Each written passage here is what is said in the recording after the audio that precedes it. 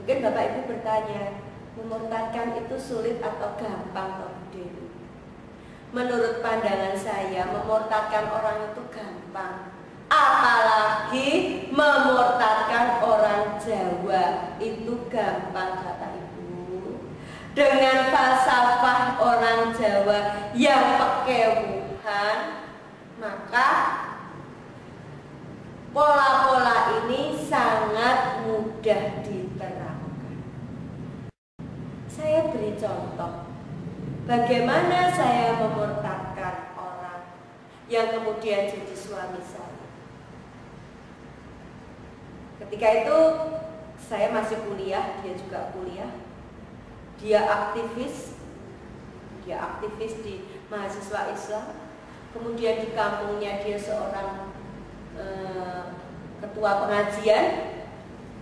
Bagaimana saya mencari celah untuk memurtadkan dia? Yaitu kalau waktunya menjelang maghrib atau menjelang isya, itu dia saya ajak pergi. Antarkan saya fotokopi, nanti pulang tak jajaki gitu. Nanti kalau terdengar adzan berkumandang, bukannya saya bilang kamu jangan sholat, enggak. Saya akan bilang itu kamu sudah diteriaki. Tuh, kamu sholat, ayo cari masjid. Sholat dulu. Teman saya tadi tanya, lah kamu di mana? Saya nunggu. Baik bukan Bapak Ibu? Sebab di Kristen itu bukan hanya untuk menjalankan misi itu dilengkapi dengan taktik.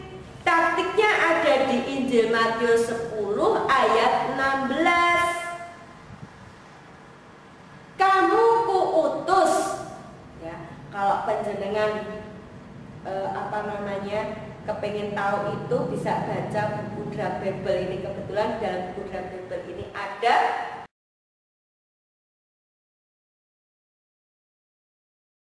ya. Di situ dikatakan, lihat, aku mengutus kamu seperti domba ke tengah-tengah serigala. Sebab itu hendaklah kamu cerdik seperti ular dan tulus seperti merpati.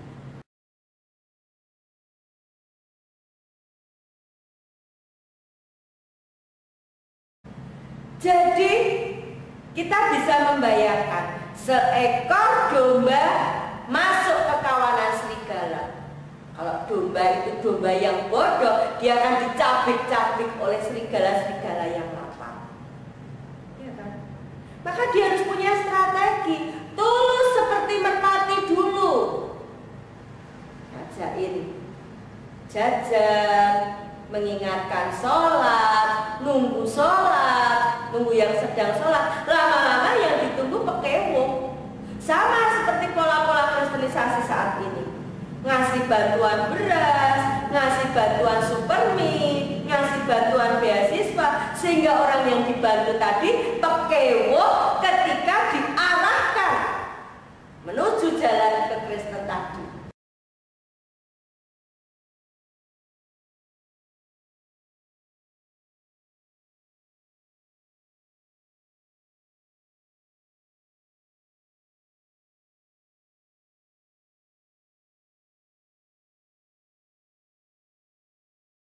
Sama seperti yang saya lakukan pada teman saya tadi. Lama-lama dia pekewuk ketika saya ingatkan untuk sholat, dan saya tunggu dia sholat. Akhirnya dia bilang, udahlah saya sholat saya jamak. Kepenaan di jamak, lama-lama dia meninggalkan sholatnya. Nah, pada saat dia meninggalkan sholatnya, inilah si ular mulai beraksi. Bapak Ibu bisa mengamati, ular kalau lapar itu tidak seperti ayam, tidak seperti kucing yang bingung, petok-petok atau meong-meong, enggak. Ular itu kalau lapar, badannya melengker, dia hanya kepalanya saja yang mangap, menjulurkan lidahnya, karena di lidahnya itu ada bisa untuk menarik lawannya. Ketika lawannya tertarik, mendekat, dan akhirnya masuk ke dalam mulutnya, maka dia tinggal mencaploknya dengan enak. Nah, begitu yang dilakukan. Ketika teman saya sudah tidak sholat, maka saya kembali menghandle komando pimpinan. Yuk kamu ikut saya. Di Kristen itu Bapak Ibu perhatikan, orang kalau pulang gereja ada nggak yang mukanya murah? Nggak ada. Mereka suka cita. Kebaktian tidak hanya terbatas di gereja. Mereka bisa kebaktian yang namanya kebaktian padang atau retreat itu di tempat rekreasi. Di sana nyanyi-nyanyi, sukacita, gitaran, laki perempuan kumpul. Tengah-tengah acara diajak berdoa. Lah itu. Semakin lama teman saya semakin menyenangi acara ini dan terseret tanpa dia terasa. Sehingga akhirnya teman saya ini menyatakan diri masuk Kristen dan minta dibaptis. Dan kemudian saya menikah dengan dia. Jadi saya menikah tahun 86, tahun 87 saya punya anak. Kemudian tahun 92 saya bercerai. Nah, ini Bapak Ibu menunjukkan ketidakkonsistenan Injil. Di dalam Injil dikatakan apa yang dipersatukan Tuhan tidak boleh diceraikan oleh manusia. Tapi kenyataannya ketika saya mau bercerai, pendeta saya perhadapkan pada permasalahan yang ada pada saya, pendeta tidak mampu memberikan satu solusi.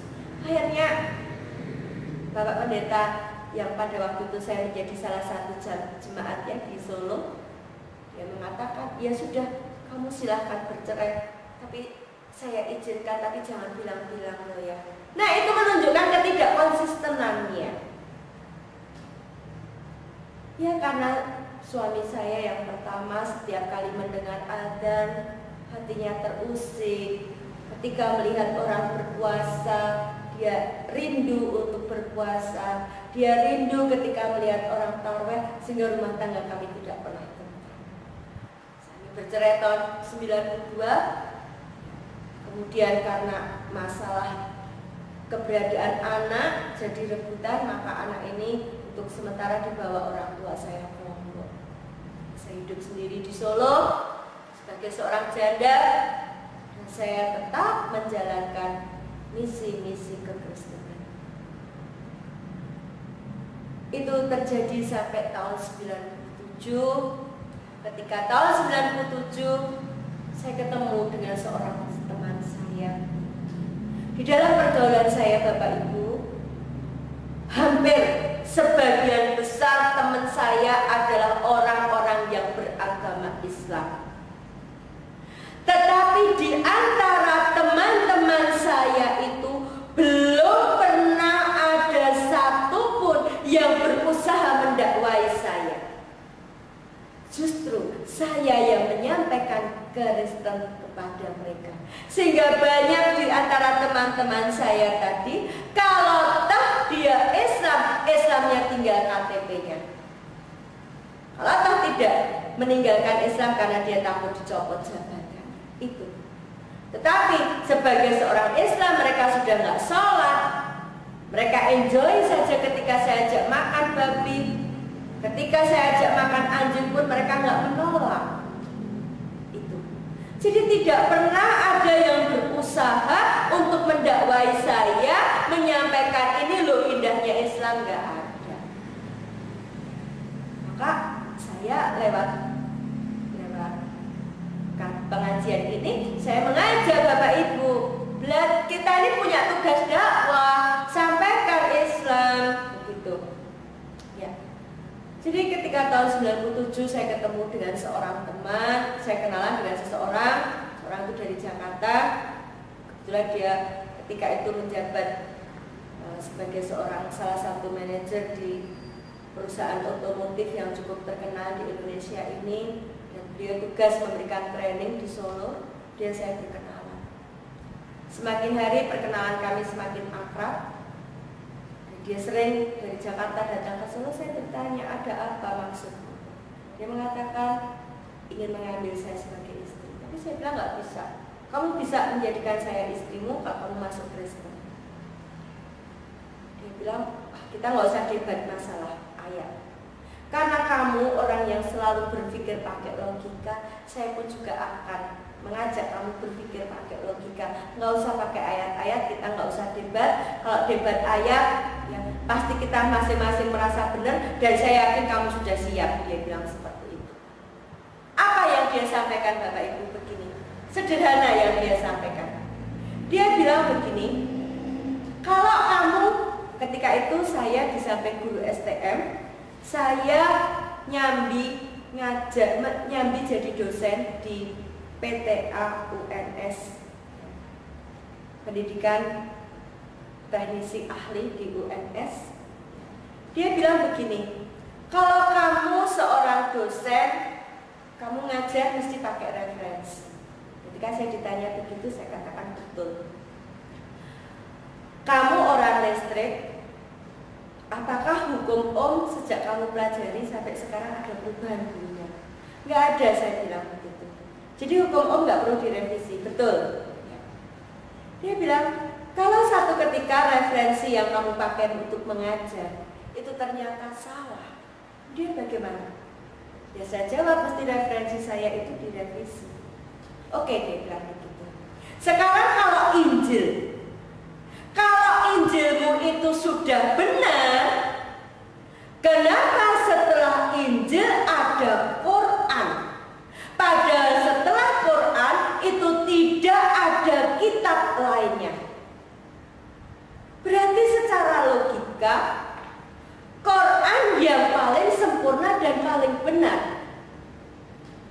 Saya mikir, iya juga ya. Setelah Injil, Quran. Habis Quran nggak ada kitab lainnya. Nalar juga. Yang kedua dia bilang seperti ini. Kalau Nabi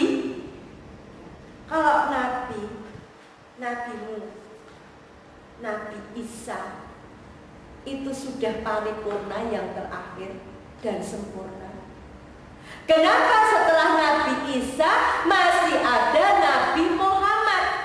Sedangkan Nabi Muhammad adalah Nabi yang terakhir. Sebetulnya Bapak Ibu, orang Kristen pun tahu setelah Isa masih ada Ahmad. Itu ada di dalam Injil Barnabas.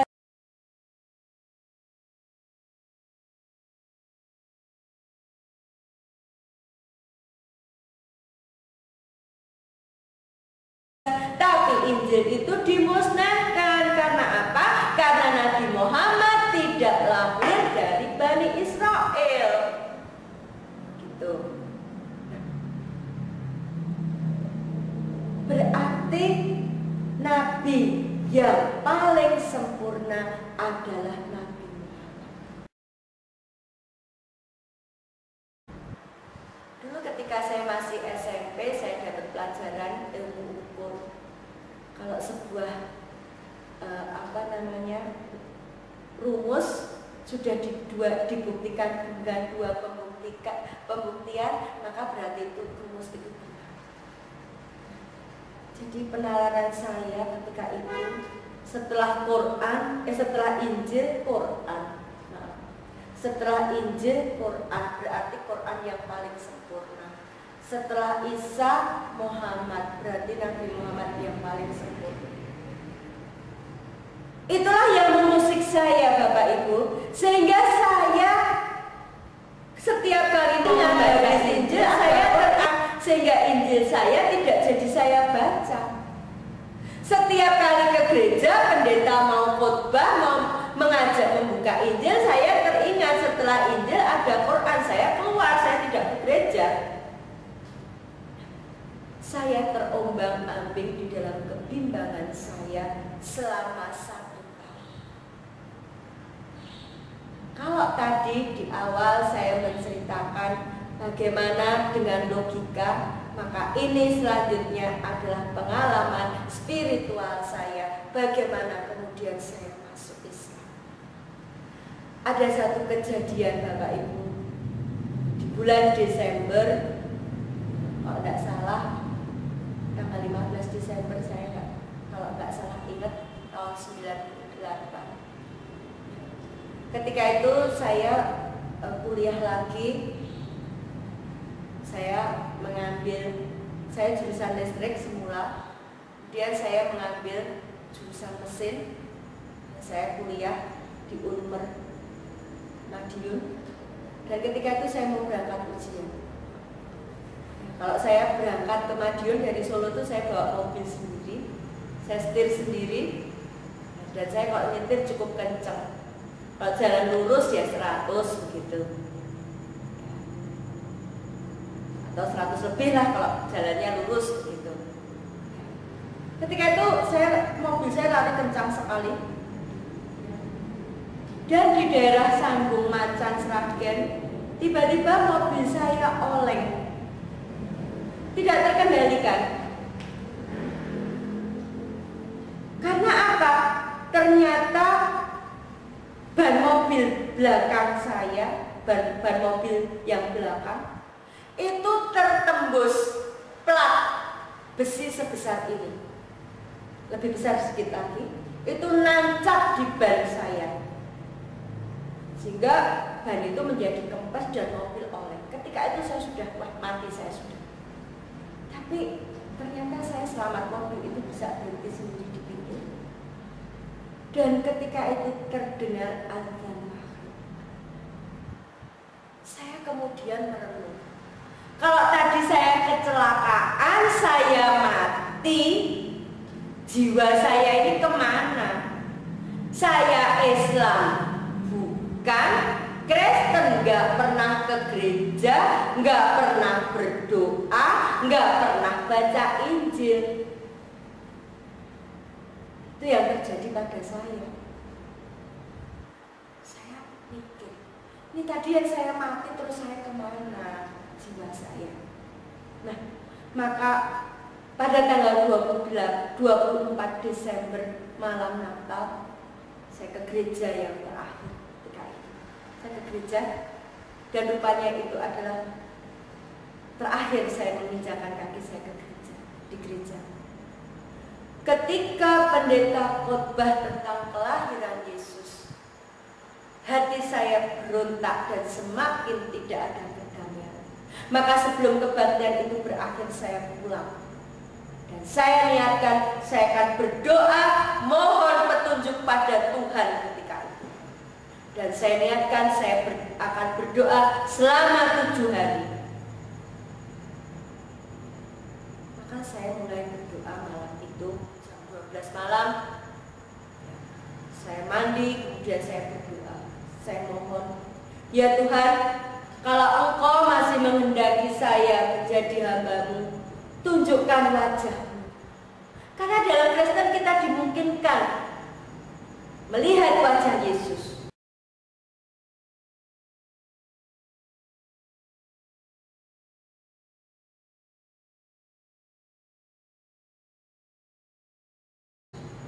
Tapi kalau tidak, saya mohon tanda dari-Mu. Malam pertama tidak terjadi apa-apa, malam kedua tidak terjadi apa-apa, malam ketiga tidak terjadi apa-apa. Malam keempat, Bapak Ibu, ada seorang yang duduk membelakangi saya menggunakan sorban dan berpakaian putih. Dia duduk bersimpuh. Setelah saya masuk Islam, saya tahu itu posisi tahiyat. Ketika itu saya ketakutan yang amat sangat karena saya tidak pernah merasakan seperti ini. Saya itu orang yang jarang takut, tapi malam itu saya betul-betul ketakutan. Malam kelima saya berdoa, hal yang sama saya alami. Malam keenam saya berdoa, sama lagi. Akhirnya paginya, ketika saya ke kantor, saya tanya sama teman saya. Saya bukan tanya sama teman saya yang Kristen, kok saya tanya sama teman saya yang Kristen, nanti dikatakan itu kuasa kegelapan. Maka saya tanya sama teman saya yang Islam. Teman saya bilang, kalau itu benar yang kamu rasakan, mungkin itu yang namanya hidayah. Tapi saya tidak menyerah begitu saja. Justru saya bilang, saya nggak mau masuk Islam loh. Saya bilang, saya mau masuk Islam kalau saya menemukan satu saja ada keistimewaan Islam, maka saya baru mau masuk Islam. Saya nggak mau menyerah ketika itu. Akhirnya dengan hal yang sepele juga hati saya terusik. Ketika itu saya dipinjami buku, sayang bukunya lupa, tidak saya bawa. Judulnya Akhlak Islam. Di situ dibahas tentang ibadah, khususnya untuk orang perempuan. Ketika saya masih Kristen dulu Bapak Ibu, kalau maaf untuk bapak-bapak, saya sedang haid, itu saya boleh masuk gereja, saya boleh mengikuti kebaktian. Tetapi seorang muslimah, seorang wanita muslim, bolehkah ketika dia haid masuk masjid? Bolehkah ketika dia haid, dia sholat? Tentu nggak boleh. Dia boleh sholat kalau dia sudah selesai haidnya, kemudian dia mandi besar, baru dia boleh sholat. Sini berarti Islam mengajarkan kebersihan. Islam mengajarkan sopan santun. Ketika seorang berkendaraan, ketemu orang yang berjalan, yang naik kendaraan harus mengucapkan salam. Dari situ saya berpikir, kalau hal-hal yang kecil saja Islam ngatur, apalagi hal-hal yang besar, pasti Islam juga akan lebih mengaturnya. Akhirnya Bapak Ibu, dari hal yang kecil itu juga, dari hal yang nampaknya sepele mungkin buat panjenengan, tetapi ternyata buat saya itu masalah yang cukup besar. Dari hal itulah akhirnya bulan Februari tahun 99 saya menyatakan diri masuk Islam dan saya bersyahadat. Itulah Bapak Ibu episode pertama perjalanan saya, bagaimana saya masuk Islam. Maka episode yang kedua nanti akan saya lanjutkan kisah saya pada pertemuan yang akan datang. Saya akan menceritakan bagaimana ketika kemudian saya masuk Islam, ujian demi ujian menghampiri kehidupan saya.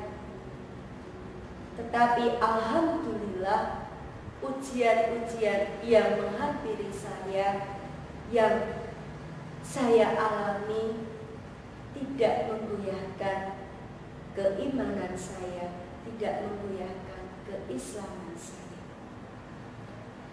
Mudah-mudahan apa yang saya sampaikan pada pertemuan ini, pertemuan yang pertama ini, ada manfaatnya untuk kita semua.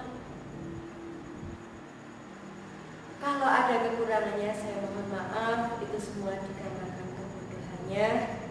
Maka akhirnya marilah kita tutup dengan doa. Subhanakallahumma wa bihamdika asyhadu alla ilaha illa anta astaghfiruka wa atubu ilaik.